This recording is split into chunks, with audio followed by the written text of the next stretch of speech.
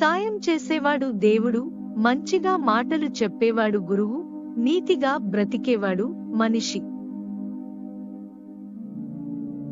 వేలాది వ్యర్థమైన మాటలు వినటం కన్నా శాంతిని, కాంతిని ప్రసాదించే మంచి మాట ఒక్కటి చాలు. మీలోని లోపాన్ని ప్రపంచానికి చూపకండి, ఎందుకంటే దానితో ఆడుకోవడానికి ఈ ప్రపంచం కాచుకు కూర్చుని ఉంటుంది. అంకెలతో దేనినైనా నిరూపించవచ్చు, ఒక్క నిజాన్ని తప్ప. నీ బాధకు కారణం ఏదైనా కావచ్చు, కానీ ఆ కారణంతో ఇతరులకు మాత్రం హాని చేయకు.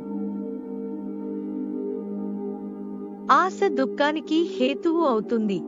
ఆశ నుండి విముక్తి పొందితే దుఃఖం అంతమవుతుంది. మనసు చెప్పినట్టు మనం వినడం కాదు, మనం చెప్పినట్టు మనసు వినేలా చేసుకోవాలి.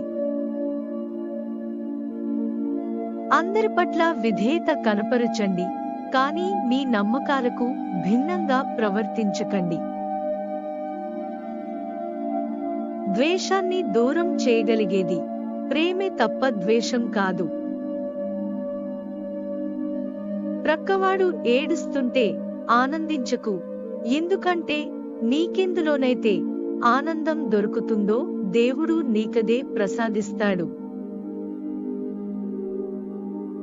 Thanks for watching. Please do subscribe for more videos. Don't forget to like, comment and share the video.